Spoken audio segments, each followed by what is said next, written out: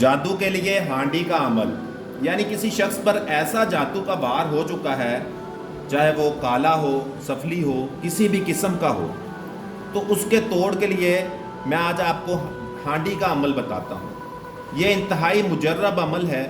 اگر کسی کے اوپر وار کیا گیا کالے جادو کے ساتھ ہانڈی کا ہی، تو اس کا توڑ ہے یہ، یعنی ایسا مجرب عمل ہے کہ جو آپ مریض کو کریں گے تو فوراً ہی وہ صحت یاب ہو جائے گا۔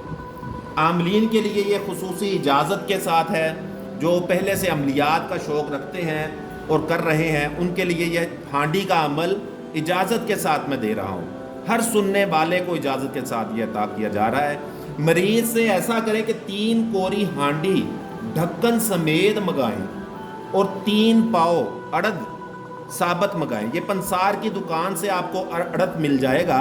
مریض کو بتائیں کہ اڑد لے کے آئے پنسار کی دکان سے۔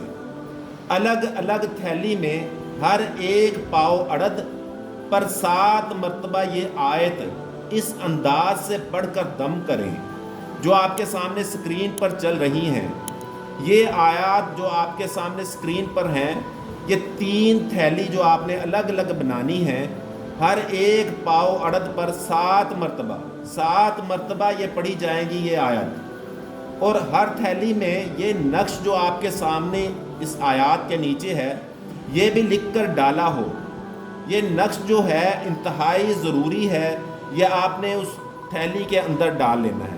اب کرنا کیا ہے آپ نے کہ 3 تھیلیاں بنانی ہیں اور اڑد منگوانا ہے 3 پاؤ، اور 3 پاؤ اڑد ایک پاؤ ایک تھیلی میں ڈال لینا ہے، اور 7 مرتبہ یہ آیت پڑھ کر اس پہ دم کرنی ہے۔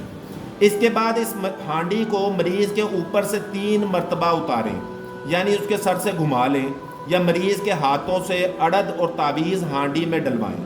یعنی آپ نے ایک ہانڈی رکھ لی، اس کو مریض کو کہنا ہے کہ اس کا ڈھکن اٹھائے، اور ایک تھیلی جو آپ نے دم کی ہے وہ اس کے اندر جو سامان ہے وہ اس ہانڈی میں ڈال دیں، یعنی اڑد اس کے اندر ڈال دیں، اور یا مریض کے ہاتھوں سے اڑد اور تعویذ ہانڈی میں ڈلوائیں۔ 1 دن میں 1 ہانڈی درمیانی آنچ پر پکائیں۔ ڈھکن ہانڈی کے اوپر رکھ کر اس کے چاروں طرف گندھا ہوا آٹا لگا دیں۔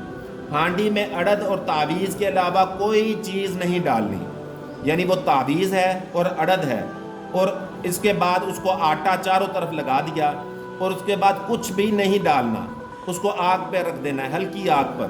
45 منٹ پکانے کے بعد، ٹائم نوٹ کر لیں، 45 منٹ پکانے کے بعد ہانڈی جو اپنے چولہے سے اتار دیں، اور جب یہ ٹھنڈی ہو جائے تو اس کو لے جا کر جنگل میں دفن کر دیں۔